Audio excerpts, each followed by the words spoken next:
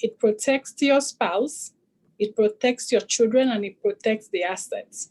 Because without these things, a lot of things come into play that may not be according to one's wish or desires. There are really a lot of reasons why one should have a will. Because without it, there's nothing to speak for that person. The one thing is the major reason is that it gives you the ability to distribute your assets the way you want it. So if you want everything to go to Mickey Mouse or Minnie Mouse or anybody, you speak for yourself. If you don't have the will, whether one is your spouse or not your spouse, it really, your desire or your wish cannot be followed any longer. It has to be the Wills and Succession Act, and interstate procedures will follow. So an interstate means somebody dying without the will. When that happens, there's a law in place that says how things should be distributed. So if one misses the opportunity to prepare a will in their lifetime, they're basically setting themselves up for that interstate proceedings to follow. Not only does the will allow us to be able to distribute our assets the way we want it, it also allows one to appoint guardians for the minors. I've talked about this before. Before somebody turns 18 in Alberta, any child that is within 0 to 18 years, slightly before 18 years, is a minor. And the decisions had to be made for those people. Documents have to be signed on their behalf. So if you make your will and you have children within this age group, in that way you appoint who should be responsible. If one dies without a will and their children who are within this age category, then an application will have to be made to the court to appoint guardians. And so many people in the family who may not be parents also have rights to make this application. It just opens up a lot of things that may not necessarily be there if the parents have made their will and appointed this guardian to take care of the minor children. So that's another reason why, as soon as people have children, they're thinking of wills, because they're considering, the obligation on the children and the care of the children as well.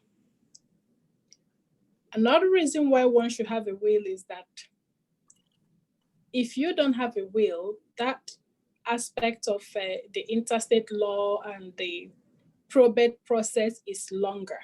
So it may take a long time for these things to actually, the assets will be divided, but it will take a while. The process is much more longer than when you have a will, you've put your signature there, you've signed it. It's easier for the court to know what you want, and the person's wish and desires are followed. So it shortens the time. And sometimes time can be money as well, because in so many of those probate applications, somebody has to pay for it. Somebody has to, to do the runs. So those also cost money here and there. I'm going to let the financial... When you say time, sorry to jump in. When you say time, are we talking about the difference between a week and 4 weeks, or a month and 4 years? What kind of time frames are we playing with here?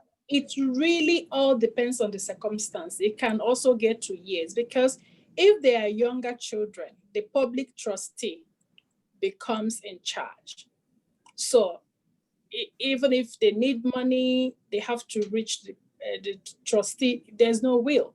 The public trustee will have to be contacted. Any money that needs to be spent on the children, they have to make that application. You cannot, it's not even easy to just go and buy. It's not like going to Safeway and picking up what you want.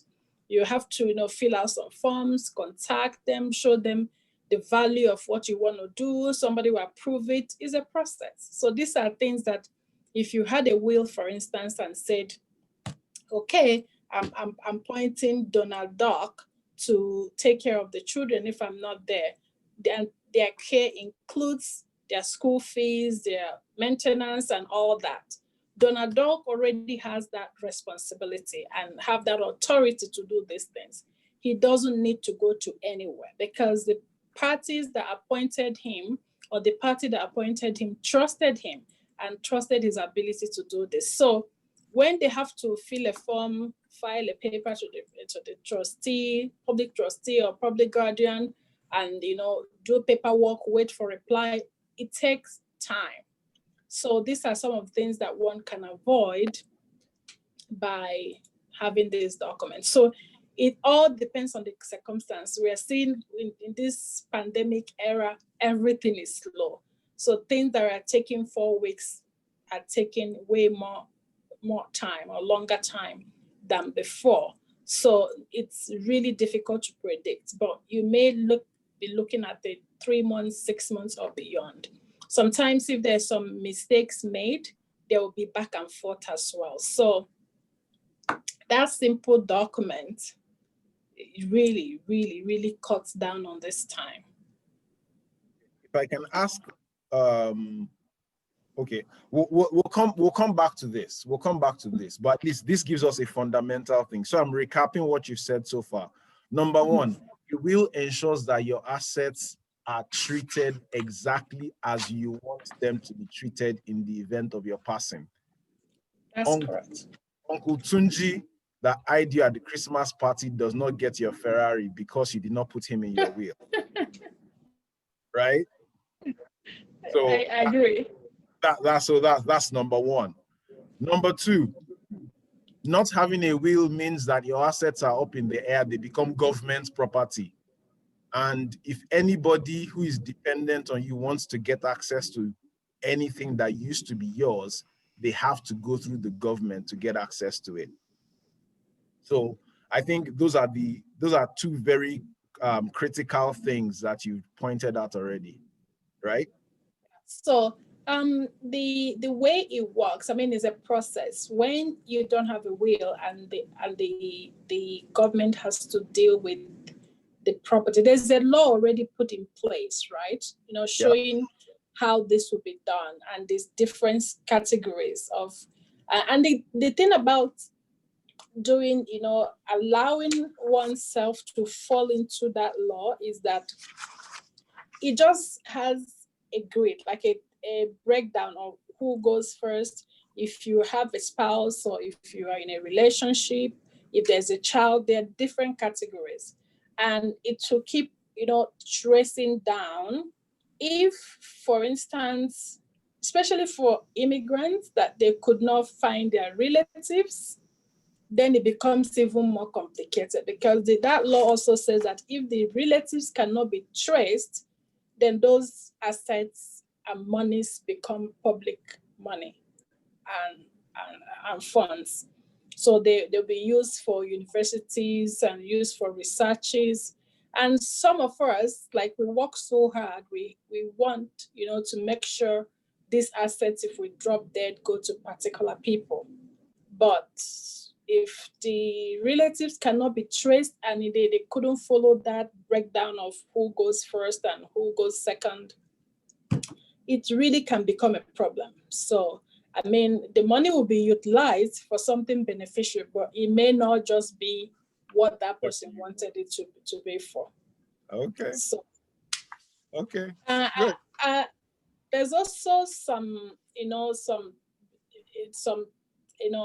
a way that people can minimize their estate taxes, but I know the financial advisors and in this panel will be able to deal with that better. But again, it helps, when you are doing your will, you can, after speaking with your financial advisor, you've really understood the way to kind of reduce taxes or minimize it, whichever word one prefers. You can work that into your wills, your distribution. So, but if you haven't prepared a will, you may lose that opportunity. Some people die and they have businesses. They may want it to continue. They may want it to be wound down. They just wish different things. If one has a will and has an executor or representative, it's like it makes the affairs of that person easier because there's someone put in place to handle such things, to decide if the business has to continue for a little while or wind it down immediately, or it just and sees, is this the best time to wind it down? Should they continue?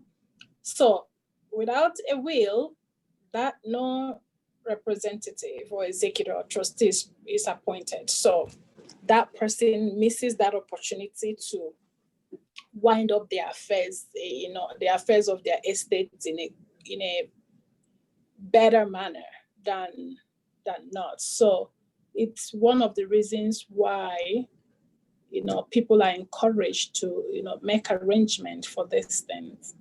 You will see that in this part of the world, for instance, will is also an opportunity for one to disinherit. I mean, it sounds terrible, but people have different reasons why they decide, you know what, I don't want this son of mine to inherit me anymore, or I don't want this daughter of mine to inherit me anymore. We see that all the time, especially people that are older, that are sick, and some of them, their children will never visit them in the hospital. It doesn't matter how long they are there.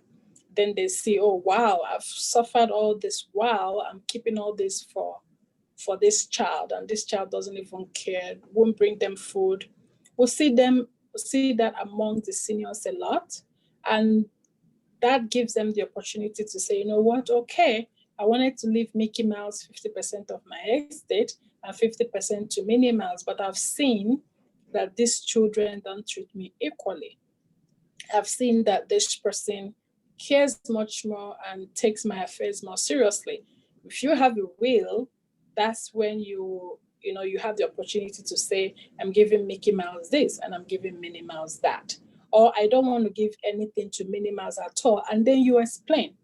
The will go further to say why you've decided to disinherit that child or that friend or that family member. Because otherwise, if that child, even if there's no will and the person dies intestate, then the intestate law comes into effect and they can just split it among the children. So the person that has worked so hard, provided who you really, really want to reward, without the will, you have no ability to do that. So that's why it's also important to get that document prepared. With gifts, yeah. Okay. I think this is a good platform, basically. It just makes it clear that, look, if you want things done the way you want, then take your shot. You have one shot at it. While you're still around, prepare a will. If you wait and you're gone, then you've lost your shot and the government will deal with the rest, right? Exactly. So if we're going to move along and talk a bit about life insurance, Jeremy, tell me, what exactly should we be thinking about in terms of life insurance? Where I know that there is always this, at least I know I'm in one or two groups where the conversation has been around something like, if you don't have any life insurance, you are not this enough, or you are not that. As in, people get really feisty when we get to this subject. So tell us, what's the big deal? What's the spiel? What should we be looking for? What's coverage? What kind of coverage should we be looking at? What exactly what should be driving the thresholds in terms of how much life insurance you are buying versus not buying? Thank you very much, Dr. Unya. Thanks for having me here. The topic of life insurance is actually very, very, I say, broad topic. And the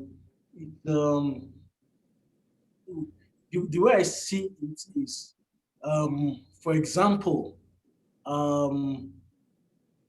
we all have, I'll say cars, at least most of us, we have cars. It's mandatory by law that you must have insurance on your car. It's not optional. Um, we own homes or we live in homes, and it's mandatory by law that the house, the home is insured, at least in this part of the world. Where it gets interesting is um, nobody's making it mandatory that you should have life insurance. So, for example, just using this as an example, you have someone has a $3,000 car, and he's going on a icy road, and there's someone with over 300,000 car parked, and all of a sudden, something somehow not of his fault, he goes into the $300,000 car. Um, will he be saying, "Oh, I'm sorry, forgive me, I crashed your $300,000 car with my $3,000 car"? will, will it be a matter of, "Oh, I'm sorry, please forgive me, I'm really, really sorry, I didn't mean to do it"? You understand? So that's why the government has mandated it by law. And the way I think about it is, if the government could mandate a $3,000 car or whatever car to have a form of insurance, the house that we live in, the owner must get it insured. How much more our lives, which is for me is the most important. So the way I see it is, life insurance is not something that people should think is optional. Is something that, if you have one, the good interest of yourself, two, the good interest of your family, you need to get a life insurance. Now, coming to the subject of how much do I get myself insured? From just the basics, there are several types of life insurance. We've got the term life insurance, the whole life, and the universal life. There are a whole lot of arguments around that, but which I might still speak on and talk about. But the most important thing is, and a rule of thumb that I personally advise people is, whenever you're getting any form of life insurance, one of the first things you need to think about is um, income replacement. So if anything happens, in the event of anything happening, the first thing you want to think about is income replacement. So, because, and the income replacement, how you should be calculating it is in a span of about 10 years, ideally. So in 10 years, what is the income that needs to be replaced? So here I'm talking both on the life insurance, and we all look strong today, and we all look agile and strong. We don't know what's ahead. Critical illness could come in. So in the event of any of these things, there should be a form of security for yourself and for your loved ones, that they are not just left that way. So the first thing is, the income should be replaced. And how do you calculate income replacement? Basically, you need to factor in your current situation. That means your current income. If as a family, both spouses, that is one thing you need to think about. Secondly, how many kids do you have? The number of kids, you need to start factoring in whatever it will take. If you desire for them to go for higher education, to college and all of that, you need to factor all of that in. You need to factor the cost of living, and you also need to factor any form of debt that you're currently in. For example, you have a mortgage, you're running a mortgage. You need to factor all of these are things you need to factor when you are thinking about income replacement in the event of anything. So everybody's situations will definitely be different. However, when all of these are factored, the first thing, like I always tell people, the first thing that we need to think about as individuals is protection. Protection. So once you get to that point that you're protecting yourself and your family, then you can start building on that for other things. So like I said, income replacement, you need to look at your debts, the income, the children education, and every other form of expenses. So that is one aspect. The second aspect is, in the event of anything, just like our topic also says, it should be factored in that what needs to take care of all the funeral arrangement, funeral planning, and all of that. I know we'll still talk about it, but you don't want to put your family in a situation that an event happens and they are going into debt. There are bills to pay, expenses to pay, and so many other things when life happens. So you want to be good to I believe your loved ones while you're alive, and you need to be better off even when you pass on. So those are, for me, very, very important topics. The other aspect, flip side of it, for me in life insurance is, depending on the life insurance you're going for, especially for like a universal life insurance, is a form of investment strategy. So there's I don't want to go into too much of the debate. Should we come back to you all the possibilities under that space? I know that's something that gets you really excited, and I can see the big smile on your face. But let's circle back to that when we go into the questions. Okay. Now, you mentioned something about funeral pre-planning. Andrea, you and I were having a conversation today. You are telling me a story of a recent event, and I think you've heard quite a number of those kind of stories, right? So I want you to just share with us why funeral pre-planning? Why are we talking about it at all in the first place, right? And what are the options? What is possible?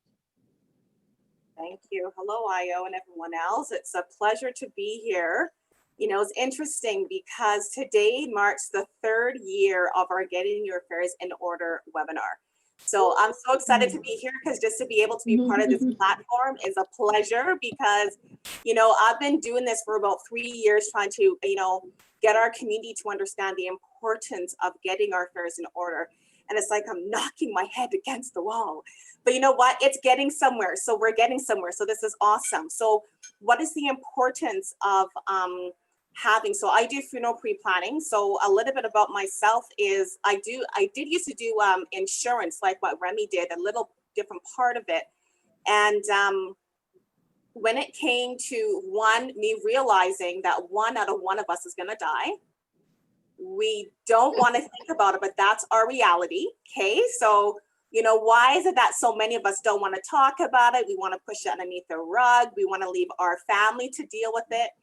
And I've gotten into the part of funeral pre-planning, and the importance of having this is that it's going to happen. So let's put something in place. So what I do is I actually work with funeral homes, about 5 different funeral homes, 2 in Alberta, 3 in BC.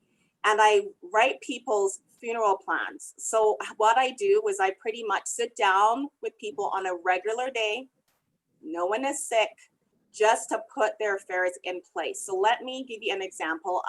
We actually just buried not my grandma, but our church's grandma yesterday. And I've been involved with the family from when they got the call.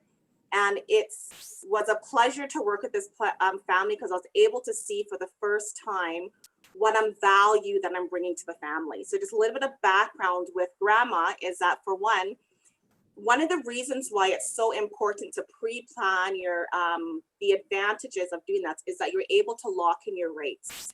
So people will say, but I have insurance, and a lot of us have like a term insurance policy, which is good, but that doesn't really pay for our final expenses, because in most cases our term insurance expires, right? So you want to think about your final expenses, which is your funeral plans. So in the situation that I've been working with over the last week, Grandma pre-planned her plot. So that's the cemetery cost. And when she purchased it, it was $525. Who wants to guess how much that same plot is right now? And it's obviously going to be out of the four of us, because only four of us is on, unless someone's I can't guess because I know. You told me. No, of course you do. So we're actually right now. Did you want to guess? Who is that? Jay Reed. Nice. Exactly. It's $5,100. And this is the thing, is that when we pre-plan and lock in our rates, we're able to save thousands of dollars. So because she did that back then, she secured that plot and the family didn't have to pay nothing. Now the family knew that Grandma put stuff in place, but didn't know the details of it. And the day that I got the call, I was busy doing something, and I told them, do you know what, where she's passed, we can figure, I'll get back to them like within a couple of hours. And they ended up releasing her to where she did most of her plans, which was her plot and her casket. And the next morning, we went to the funeral home that I represent first, and then went to the funeral home that she was at. And the cost was completely different. And that's another thing, is that people don't understand. It depends on which funeral home that you use as to how much money your funeral is going to cost, right? So we ended up taking her out of that funeral home, as crazy as that sounds, but it was up to the family, because I would have worked with them either way, but they would have saved thousands of dollars moving her to the funeral home that I work with. So why should people pre-plan? One, when something happens, your family is going to be asked which funeral home. So right away, there's a problem, because a lot of people don't even know which funeral home to go to, right? And then second is that when someone pre-arranges, they've actually pretty much paid for it. And the insurance company pays their funeral home directly. So it's not going to a beneficiary, it goes directly to the funeral home. And three, it's peace of mind, because there's a difference of going to a funeral home and something is in place, as opposed to when nothing is in place and you have to start from the very beginning. So that is just three very important reasons as to why people should pre-plan. Now, there's something you shared with me about a book. Yes. Now, this is the more sentimental side of things. This is the more the heart side of the matter. So I think this is a good time to talk about that. Right. So when you sit down with one of our pre-arrangers, we actually give you this wishes and memories book. And that's where you can move things from your head onto this piece of paper, and it asks all kinds of questions. So with Grandma, the lady who was helping the family got this binder, but she didn't know what it was. So she's like, Andrea, what is this? And I said, I don't even know. So I went through it. So the same company that she did her pre-arrangement with is the same company that I'm with right now, right? Mm-hmm. And it was like asking her questions like, you know, what do you want your family to remember you as? Like just some personal questions that she answered. And you guys, the same thing that she wrote down years ago was actually read at her funeral yesterday. And it's like, oh my goodness, it just brought such peace to her family. And that's the thing, is that I did a pre-arranger with someone who was actually, he's a writer. Not many people know that. And I asked him, like, you know, have you ever thought about writing letters to your daughters? And he's like, I've never thought about it. And the last time that I spoke to this person, he mentioned that he did 4 letters out of 5. And the thing about it is that we don't know when our last day is going to be. Let's be real, right? So, and even when it comes to planning a funeral, it's just like planning, let's say, a wedding. Let's be real. It's a big event, especially in our community. We spend lots of money. It takes us, I don't know, a year, 6 months, 5 months to plan. And in this case, for like a funeral, you're looking like a week. Do you know what I mean? So it's like, and now what I find when it comes to funerals, even worse, because now you have to do a guest list for a funeral. How do you do a guest list? So just think for our weddings, we have our guest list. People are upset with us because they weren't invited to the wedding. And then now for the funeral, you now have to have a guest list, because right now we're capped at 100 people. And depending, like when COVID first started, we had a family who the son got murdered, unfortunately, and they were only allowed 10 people at their funeral. But I'm at the point that I told my family that if anything happens, I say we do something for the immediate family. And then later on, like the 1 year, 2 year anniversary, do something bigger. Because when you're doing a guest list for a funeral, when you're under so much pressure, under so much stress, people are upset. And now doing even a seating plan and people getting upset that they're, not sitting with family, it is chaos. And I was just in it yesterday. So, it's just something that we need to think about, because we need to think about this before something happens, because if we think about it when it happens, our thinking is really compromised. And that's where lots of stress comes, lots of family breakdowns, and the list just gets worse. One more question, Andrea. In terms of dollar values, what's the range? Funeral costs. How cheap can it be? How expensive can it be? You know what? It really depends on the funeral home. Now, like for instance, when I sit down with someone and I talk about caskets, I'm able to talk them down to like one of the more, $2,000, almost $3,000 casket. But yet we have caskets for pushing $13,000. We have vaults for pushing $20,000. And the thing about it is that when our loved one goes into the funeral home and it's almost like a shop day, and you're now buying on emotions, right? When I purchased my package, I remember Michael saying, well, that one is waterproof. And I thought to myself, I'm dead. Who cares? At the same time, if your loved one goes to the funeral home and they say to your loved one, this is, waterproof, and that poor Andrea is scared of water, what is my family going to buy? The waterproof one, and spend thousands of dollars more. So really, you can pay, like for a traditional funeral, let's say with the burial and with everything, between Calgary, Edmonton, I would say pushing between 10 to about 13,000. That's with the cemetery costs. But it just depends. Now, when it comes to our community, a lot of us want to go back home for repatriation. And for years, my dad said that until I started working in this. And I'm just like, because we're all here. So, if something happens to dad here, first we have to deal with the funeral home here. Then you have to deal with the funeral home there. Then you have to deal with the flights to get everybody there. Then you're talking about food. I mean, when we go home, it's a big cook up, right? We spend thousands of dollars on the big food because now it's a big celebration. And at the end of the day, who's paying for this?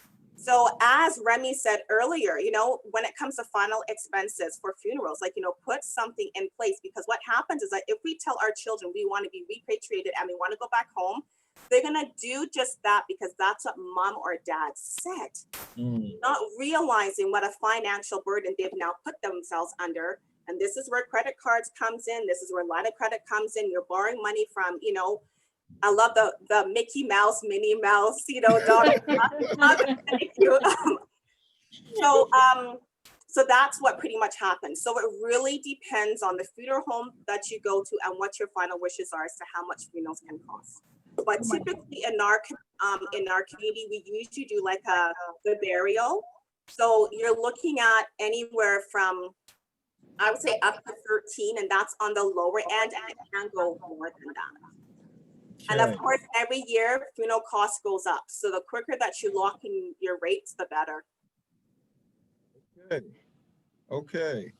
So basically, the plan, it's key. One, it's financially prudent. You're saving money. Money that should go into your estate for your kids to live a better life in that sense. 2, you're saving them the pain of having to make decisions which you should make yourself, right? Those are just 2 key things that I've picked up from what you said so far. So I think this is a good time for us to begin to send in our questions. So you can put your questions in the chat. This is for everyone else. You can put your questions in the chat. But we have like 3 or 4 questions that came in, so we'll just ask those briefly if we haven't addressed them already. And then we'll start to take the questions as well as comments from the professionals. So somebody said, what is the difference between life insurance and funeral pre-planning? Right? To my mind, it sounds like there's some kind of straddling between those 2 areas. So how exactly does that work?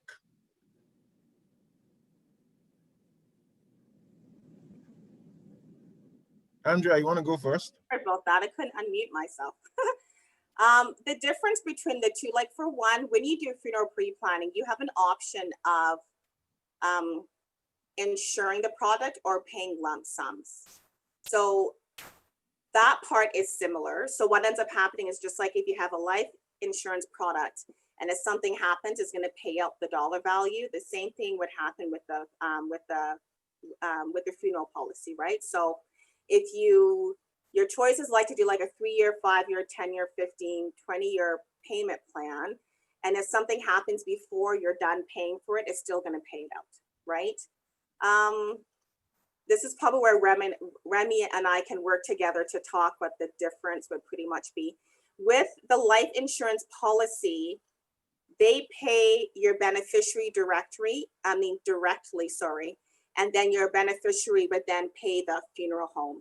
For pre-planning, they pay the funeral home directly within 1 to 2 business days. So that's the difference.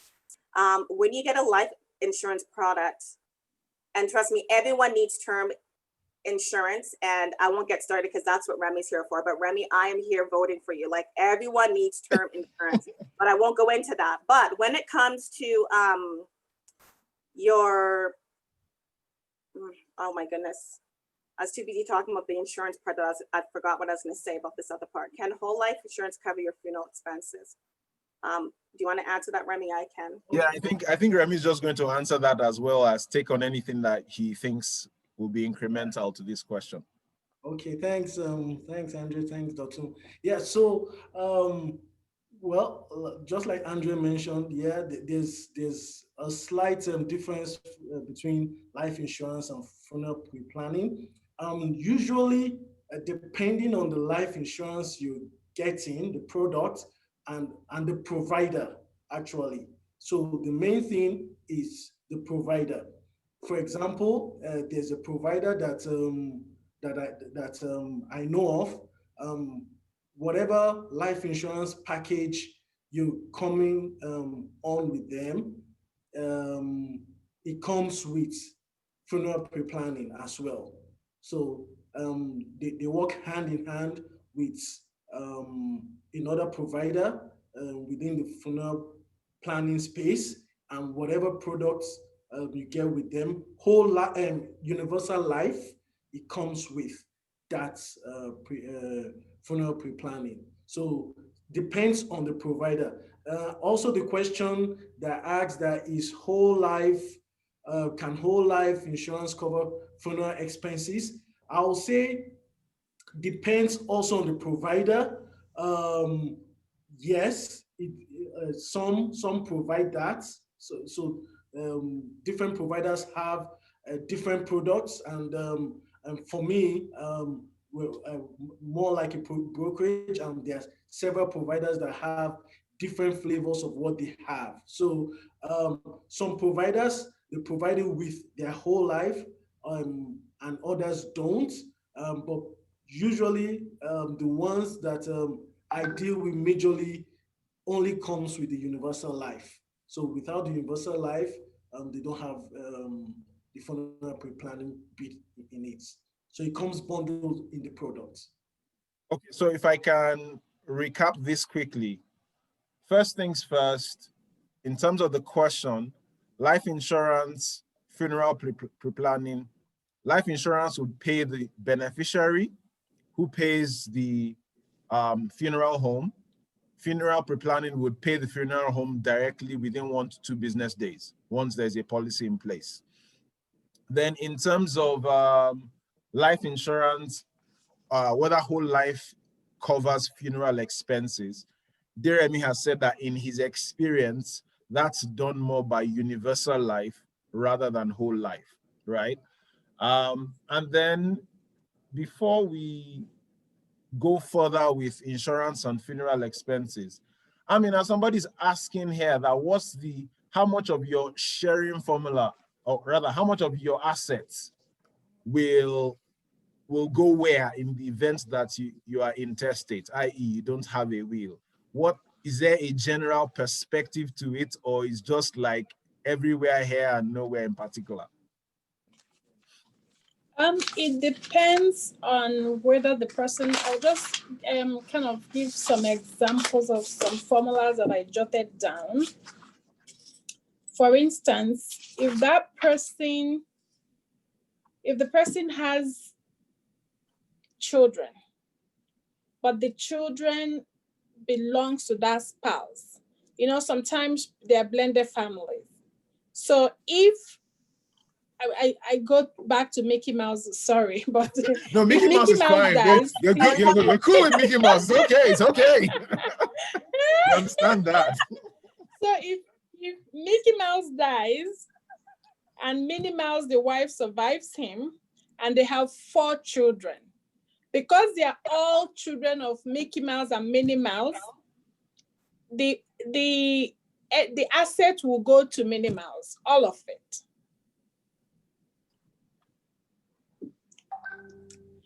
You can hear me, right? Yes, loud and clear. Okay.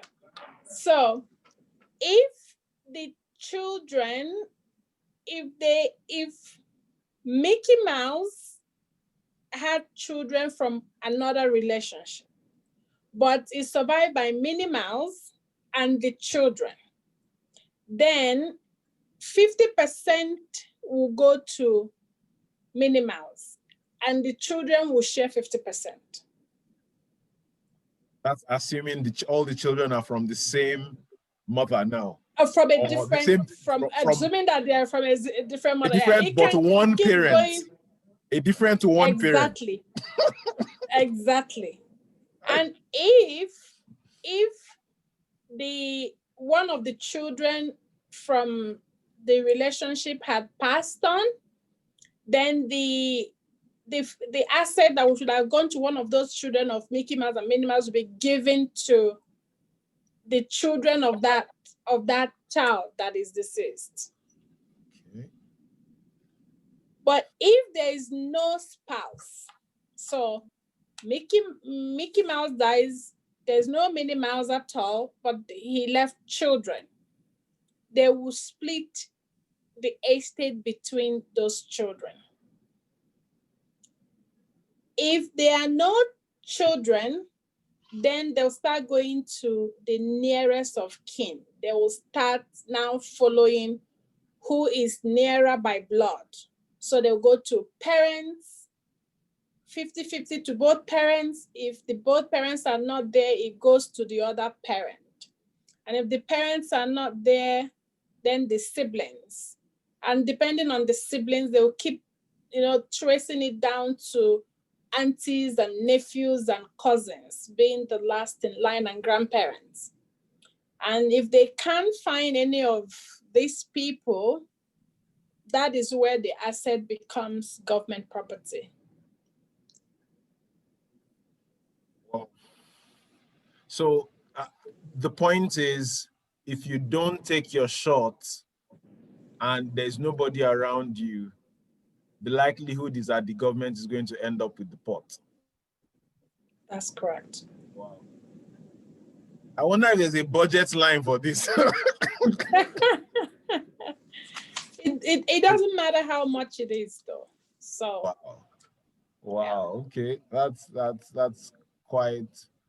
Okay. So the next question is, why do I need a will? I think we've answered this in quite a measure of detail. And your last response just said it clearly. You don't want somebody else determining what happens to the assets that you worked so hard to gather all these years.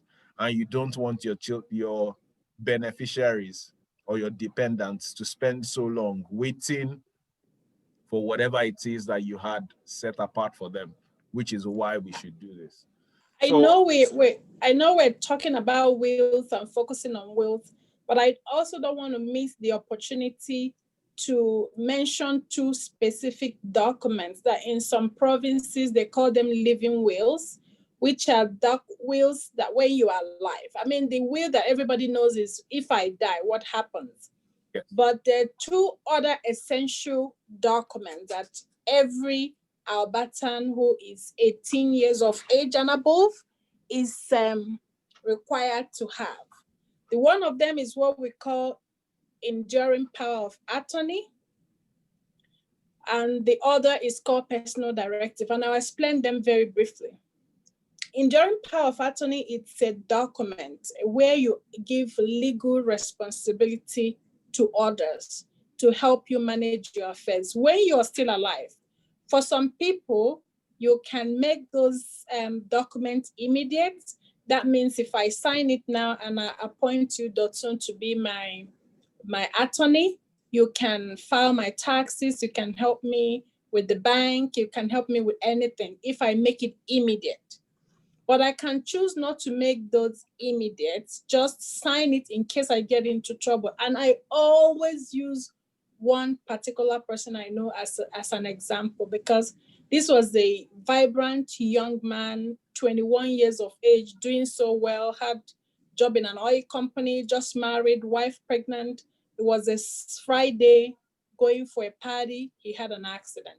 And immediately he became brain injured. There was no enduring power of attorney. His wife could not take care of his legal affairs, even though they are married. That's why everybody needs to have that document. Again, it also brings the public trustee,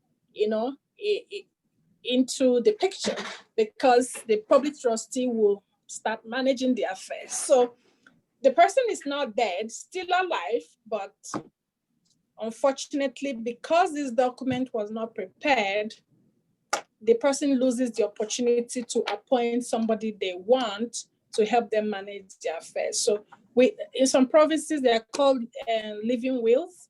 It's recommended that everyone have this, prepare this document or have it handy. The second one is personal directive. That is, it's not legal in the sense that you're signing documents, but it helps one to make their personal choices, where they live, how they need to be cared for if anything happened to them, where the kind of medications they want to take or not take, whether the plug will be pulled if they are super sick in the hospital. Sometimes you hear in so many different countries, people are in courts fighting. Should the plug be pulled? Should it not be pulled? And there are a lot of court actions, and they just fight a battle, a lot of money being wasted, is because they don't have that document. So usually these two documents called the living wills, we usually recommend that when somebody is doing their will, which is for when you die, also think about the things that can happen. There's this belief that when people become middle age, they become very susceptible to different kinds of, it might be Alzheimer's, like mental health issues. A lot can happen. And if these documents are not prepared and people are rushing to prepare them, capacity becomes the number one issue. Because sometimes, even though they are written at that time, the doctor may say, I don't think that person had legal capacity. So the documents wouldn't take effect anyway. So I just thought I should throw this out there, because we were talking about will, but it's also important that people know about these two documents and why it's essential to have them. So this is the enduring power of attorney? Yeah, one is enduring power of attorney. And the second that's the one for signing legal affairs. The second one is personal directive. which is basically determining how they live in the event that they can't live by themselves anymore, quote and unquote. Not just that, or if they have to, if anything that affects their health, that makes them to end up in the hospital, or just or for their personal care, the medications you don't want to take, the places you don't want to live. I had one recently where the woman said, no matter what happens, I don't want generic drugs. So, this is a document where you have to choose what is really important to you, that relates to your personal care. If anything about capacity, happens. Okay, this is very enlightening. This is enlightening for me personally, because I've had certain conversations in this direction. Now, let's go back to the insurance space. This is, Jeremy, I won't let you spend a long time on this, because I know that if I let you talk all night on this one. Term life, whole life, universal life. This is, I want you to tell me what people need. So what should everybody have, i.e. must? Then after achieving the must, which is like primary 6, basic requirements, fundamental, what additional building blocks can we put on it, and what are your reasons, right? So term life, whole life, universal life. Okay, thanks, Dotun. Yeah, so very similar to a question that someone asked. That is, I think, Omotayo. Yeah, it's Omotayo's question, basically. That's what I'm asking you to address. Yeah, so the thing there is that a basic, uh, because of costing, I would advise everybody to at least have a form of term insurance. However, don't stay on term insurance, and I'll give the reason. Term insurance, just to ensure in the event anything happens, there's some form of help for your family. So, and term insurance is very, very similar to your I could compare it to your car insurance. It runs from month to month. So at least minimum, especially because of costs and all of that, in the barest minimum, everyone should have at least a term insurance. Now, building on that is where we now come, and which ties into this topic, especially when we're looking at retirement, is where whole life and universal life comes into play. Whole life and universal life are very similar, and they are very, very similar. Just a little tweak between the whole life and the universal life. The universal life, I'll just say, is like a variant of whole life. So there's a form of investment in them, and for me, my preference is always the universal life, because of the form of investments in it, and the returns, how you can plan one. Like I mentioned, a provider provides bundles the product with funeral pre-planning that I know of. There's the form of investment. Now, the term insurance, where I need us to be very, very mindful of, is term insurance works, like I said, very similar to your car insurance.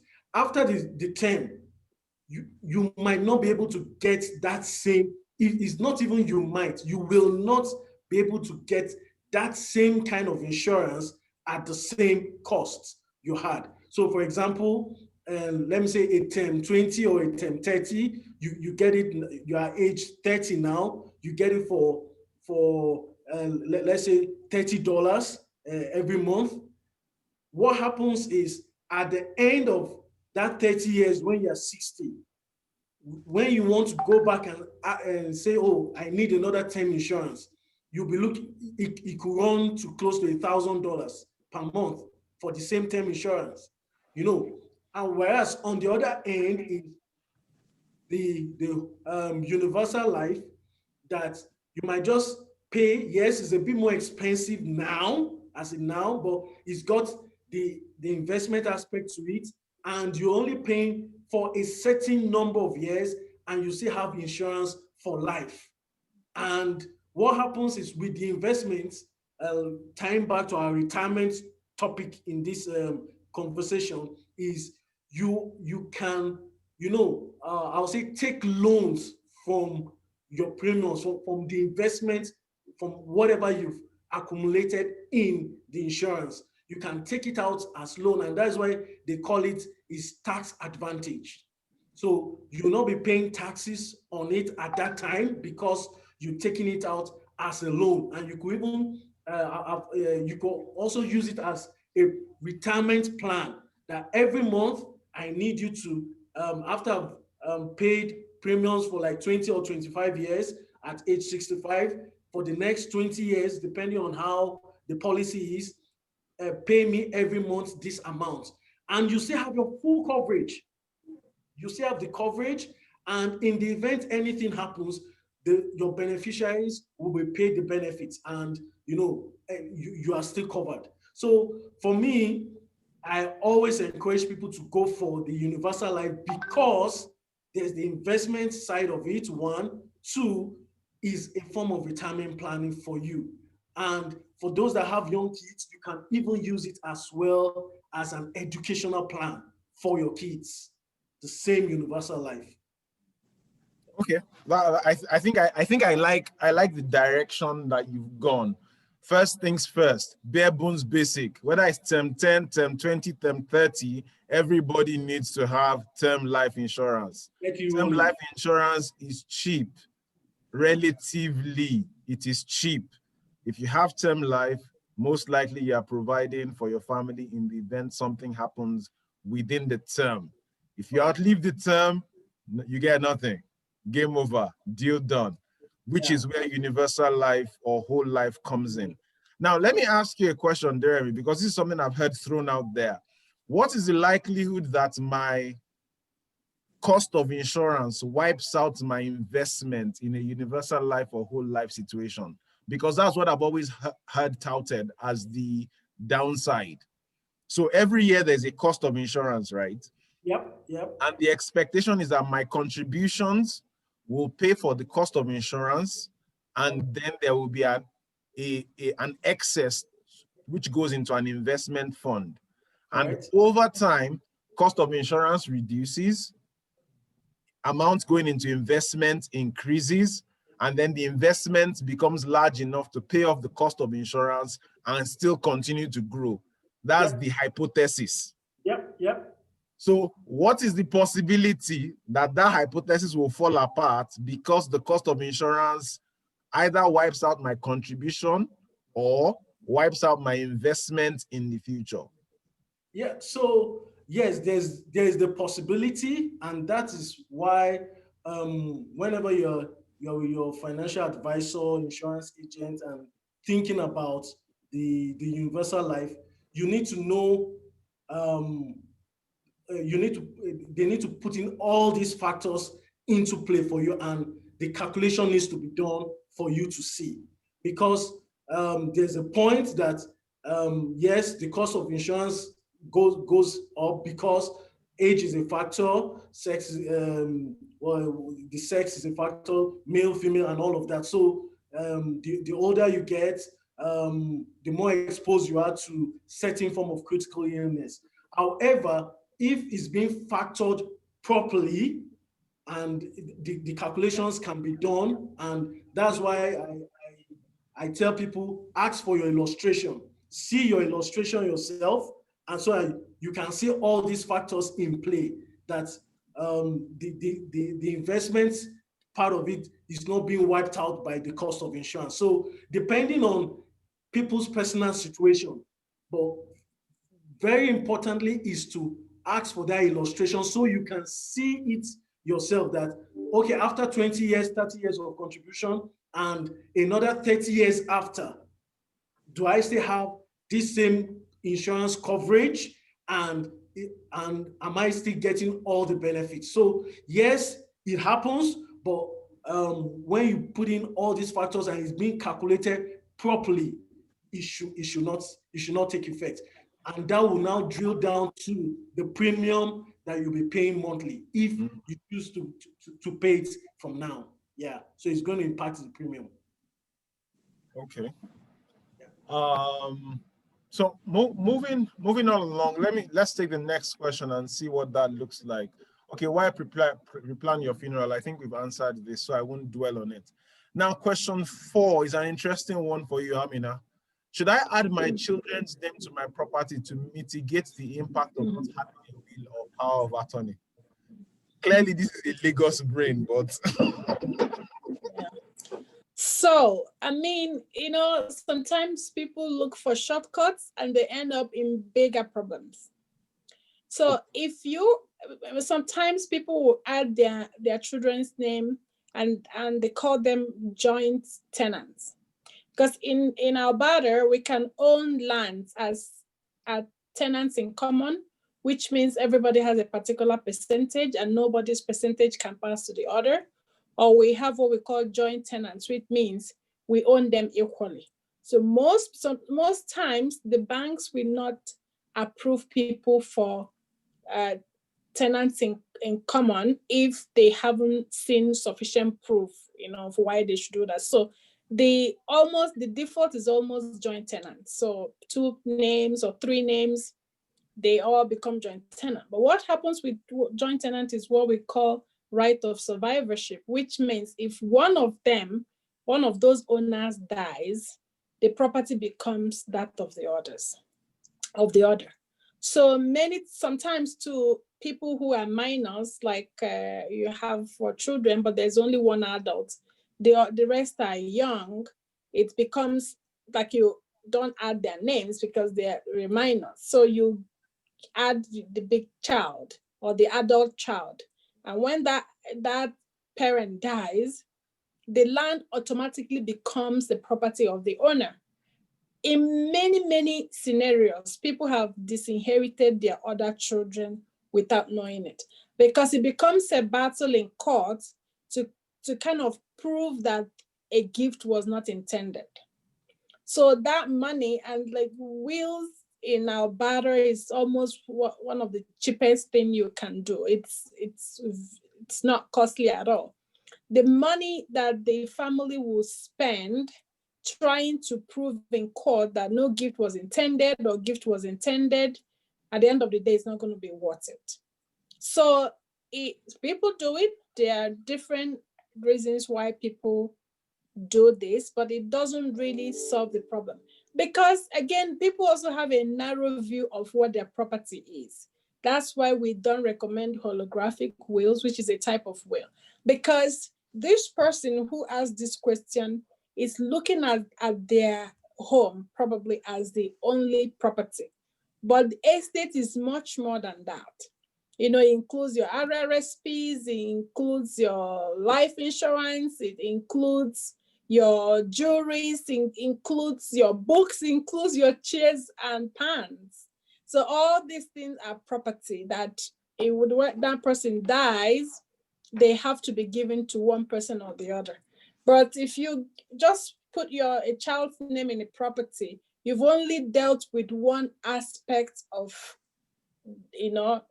of a bigger problem that hasn't quite solved the problem. So I would not recommend this as an option for having a will done.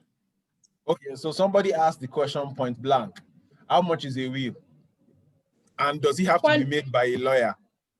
Okay, so a will for an individual is $350 for a single person. For an adult, for a married couple, I think it's usually between $700 and $750 or $800 if it's complicated will. Some wills are more complicated than the other. It depends on the assets. So, but it's also usually cheaper for families or for individuals to do all those other 3 documents that we talked about. So we do them at the same time. They're usually cheaper that way. It's a cost-effective way of doing it. But for whether or not one needs to have a formal will done, in Alberta, there's something called holographic will, which is a will that one writes with their hand. There are situations where those wills are acceptable. However, more often than not, they are not accepted because those wills have to be handwritten. Everything has to be handwritten. There will be no need for witnesses, but we find them in court. You see that people write those things. They think they've done their will, but then they leave out so many assets, which means they haven't achieved anything, because you can't deal with one and leave out the rest. So sometimes they leave incomplete document because they haven't really considered what their assets include. Like this person asking this question is only thinking about a house or a property. So, and if the person is in the military, then the different rule apply to them. If that person is a Canadian in the Canadian Armed Force or a member of the Marine and on active duty, they can just handwrite it. One of the Marines or one of an armed force member who is also an active duty can just witness it, and it will still be a valid will. But for ordinary people, not in active force, we recommend they have a formal will, because the thing about handwritten wills too, they are the most disputed in court, because one child will come and say, that's not my mom's handwriting. And the other child will say, it's my mom's handwriting or my father's handwriting. And then they're going to call expert, they hire so many of these things to one group who want to satisfy the court that it's really the handwriting. If much more confusion, and they spend much more money fighting than the amount it costs to get the will prepared. Okay. So the package you are talking about, how much would that package cost? Power of attorney, will, and the third one is personal directive. Personal directive, yes. I think for an individual, I have to look. I don't have these things in my head. For an individual, it's between $750 to $799. They'll have the 3 documents done. Yeah. And for a couple, they're looking at $1,099, and they will have the 6 documents, wills for the $1,100 all in. Yeah. Okay. So that sounds like something that we need to be taking advantage of. Now somebody asked a question here, and I think it's going to go to between Jeremy and Andrea. Would you advise a client to acquire life insurance policy simply for the pre-planning component? What do you consider as the most important determining factor, whether a person should acquire term life or permanent insurance? Of course, you told us that your preference is universal overhaul, right? So that I think that component is answered. So it's just the first part of Esther's question that I'm taking us back to right now. Do you hear me? Okay, so what was the question again? Would you advise a client to acquire life insurance simply for the planning component? And what will be the biggest reason why you say, hey, you need to step away from term and go to whole life or universal life, as the case may be?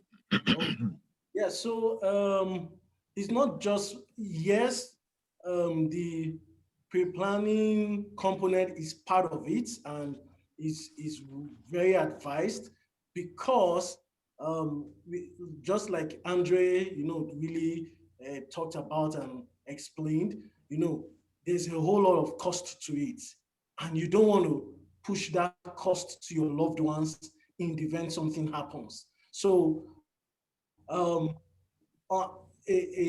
permanent life insurance will provide that for you. So it's I'll say yes, but it's not all.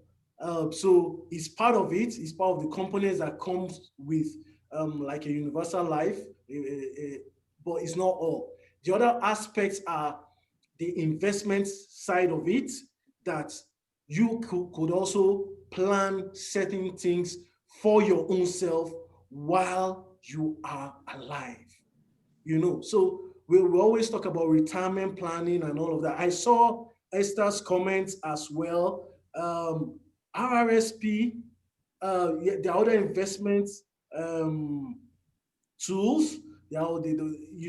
RRSP is one, but RRSP is a tax later strategy. So whenever you're taking funds out, the government is going to tax it, based on whatever effects has happened to the funds. But like your TFSA, correct? Yes, is tax advantage. Your universal life, whatever insurance benefits you are having from a universal life, is also tax advantage. And all the pre-planning bit of it, like I mentioned, comes as a component to a permanent life insurance. So if I'm recapping what you just said now, for permanent life, if you are getting permanent life and you are interested in pre-planning, go make sure that it's a feature. If it's not a feature, then maybe that's not the policy you want. Exactly. However, I think one thing I want to make clear on the universal life side of things is this. To be able to take the tax advantage using permanent insurance, whether it's universal life or whole life, you are not withdrawing the funds before you're passing. All you are doing is you are borrowing against it. That's what makes it tax advantaged. When you withdraw the funds, those funds, that withdrawal has a tax bill with it. Yep. However, when you have a fund that has a significant cash surrender value, and you walk into the bank and tell them, here's my policy, I have $1 million in there, can you borrow me $250,000?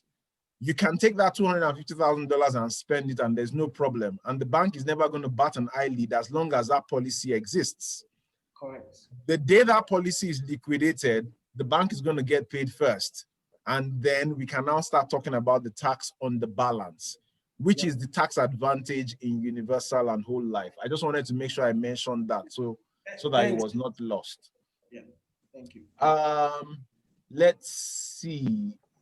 If you're a couple, shouldn't you have separate wills? I believe you will, and that's why Amina mentioned having 6 documents rather than 3. Yeah. So that's 2 wills, 2 enduring powers of attorney, and 2 personal directives. Personal directives, exactly.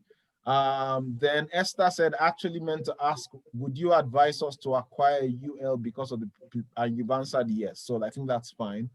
Oh, okay. So Amina is offering everybody a 10% discount if you come to her and you mention this seminar. So if you mention this seminar when you are at the offices of Precision Law, which is in Bovally Square downtown, they are going to give you a 10% discount on the cost of your getting those 3 documents. Is it a bundle discount, or is it just for, is it an attendance discount? Which one? I'm just checking. Well, I guess if anyone says that we're participants, we have to go with it, and it will be whether it's a single person or a couple, they will still get the discount. Thank you very much, Amina. We're always excited when when practitioners decide that they would like to do this kind of thing. I really appreciate it. So what I'm just going to do is, when we are done with the event, I'll share the details in the email that we will typically follow this. I'll include contact information for all of our professionals. Somebody's asking, Amina, I'm in Ontario. Is this part of your jurisdiction? They want to know whether they it's recommended. It's recommended that the person do the will in the jurisdiction where they are. So it will only be for Alberta residents. I guess we should clarify that. It's recommended, unless if they have a lot of properties here and have most of their assets in this province. It's recommended they prepare the will where they are. Thank you very much, Amina, for that. I Yeah. really appreciate it. There is one more question. Somebody was asking about the online platform Willful. What exactly is that? I don't know about anything about it. I've not seen it before, so you can speak to it if you're aware. And again, so every once in a while we have people that will say, "Oh, can you please give us independent legal advice? We have separation agreement. Everything is done. It's intact." You say, "Okay, where did you do it?" They will say online. And because these documents are not tied down to particular jurisdiction, sometimes the conditions for eligibilities are not met. So they just kind of make them fill forms and just write out things. And the thing about will is you won't know that it's not valid until you've passed. That's when the will is read, and if it becomes invalid, the person has achieved nothing. Personally, our policy is we never notarize will that we didn't prepare, or the documents are done online, because it becomes a liability issue, and most of them are not properly done. So it's not something that I will recommend. Okay. So I think, Andrea, you wanted to chime in on part of this conversation. I did, but I think we're too far out, but it's okay. So right now we're taking final thoughts from everybody. Ahead. So hey, go ahead. Go ahead. So there was a question earlier in regards to the difference of, if you would prefer, let me find it. In regards to advising people either do like a whole life, a term, or a universal. Yeah. And for me personally, although I do funeral pre-planning, if I sit down with a couple and they want to get their funeral plans done and they do not have a term life insurance, especially if they have a mortgage, I refer them to an insurance agent, because it doesn't make sense to pay for your funeral, but yet your children's not eating and the mortgage is not being paid. So that's why I personally say that people need to get a term first. I think we need to start educating our children young and getting policies for our children while they're young, because insurance policies are based on our age, our smoking status, and our health. So for instance, and I wish I could remember the dollar value, but when I was working at a company prior and my sister got a $25,000 whole life policy for my niece when she was it's like $13 a month. But then as for my dad, who was in his 60s, it's like almost $200 a month. In fact, it's even more than that. And this is why we need to start getting these documents early. Even when it comes to wills, there is a religion called the Baha'i faith, and they start educating their children from the age of 15 to get their wills done. So are we behind times? We actually are. As I said, we are getting better. We're on the board. But there's so much more for us to learn to protect our families, to protect our kids and generations, more to come. So that is just my take when it comes to term whole life. People have a home and they go to the bank and they offer them a mortgage insurance. Anybody here who has a mortgage insurance on their home, I'm not going to go any further than this because I'm not the insurance person. Remy is. Please contact Remy. Okay. Thank you, Andre. Thank you very much. Got you. I got our families. It's so important. We don't understand products, and that's the problem. We think that we are protecting our families, and we're not, because we don't have the right information. Exactly. Great. So let's just take 30-second shots from each of you. What if there's any one thing you want everybody to take away? Starting from Jeremy, Andrea and Amina will have the final thought. What's the one thing you want people to take away from this conversation, having said everything we have said? Yeah. Okay. So one thing for me is protect yourself, protect your family, have plans in place for yourself and your family at every point in time. And this is the best time to start. Thanks, Dr. Okay, fantastic. Andrea? One of my favorite quotes is, "There's no harm in hoping for the best as long as you're prepared for the worst."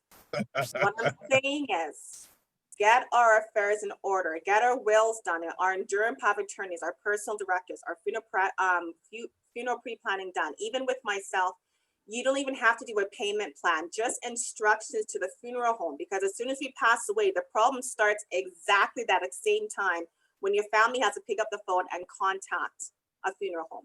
It starts right there, and literally if we don't have any of those in place, it's a domino effect, and it affects generation after generation. So just remember, we don't know what's going to happen tomorrow. Get our affairs in order. Thank you. Amina. Well, I guess there's nothing left to say other than the peace of mind. Actually, these things should not be scary.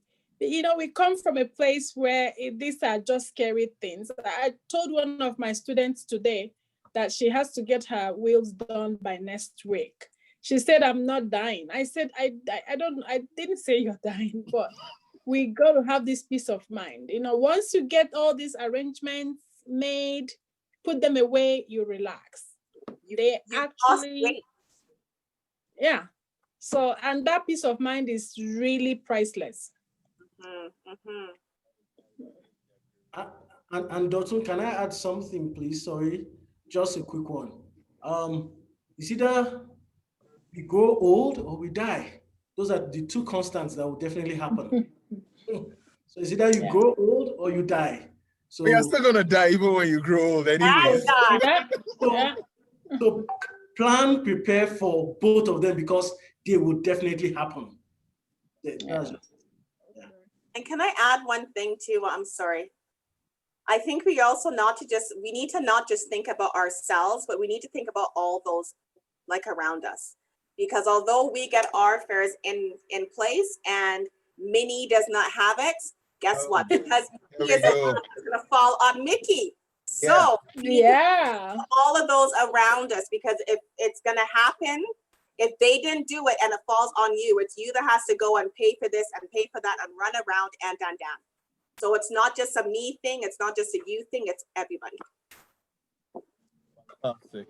Thank you very much, everyone, for sharing from your wealth of knowledge and experience. Clearly, one thing is clear: you know clearly well what you're talking about. Two, you are very interested in the welfare of the community, and I really appreciate this. And this is what we're all about.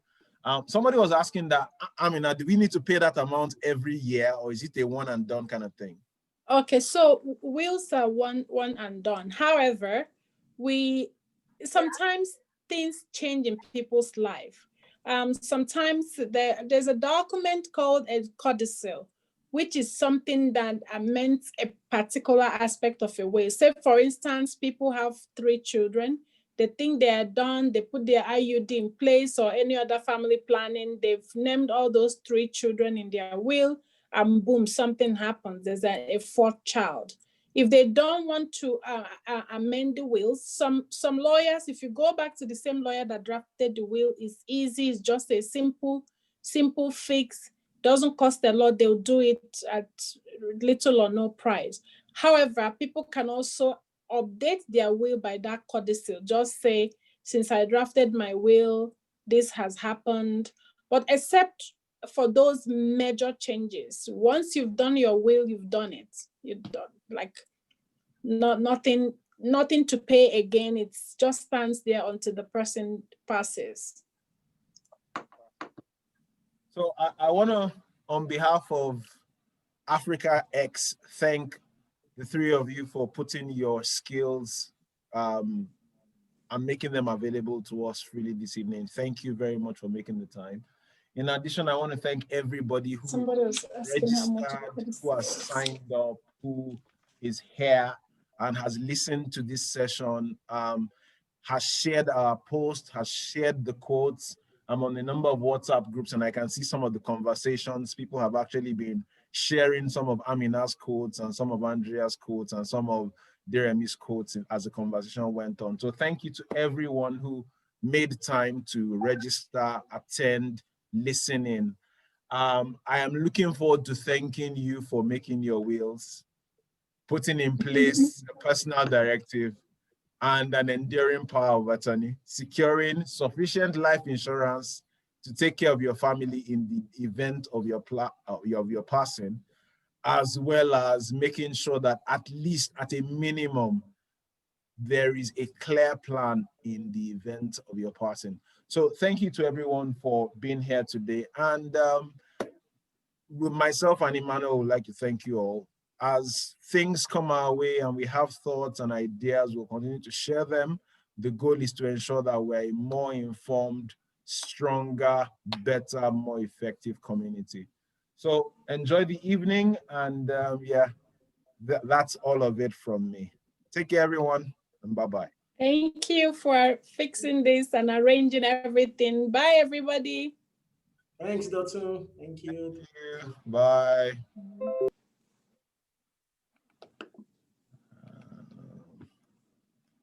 It's my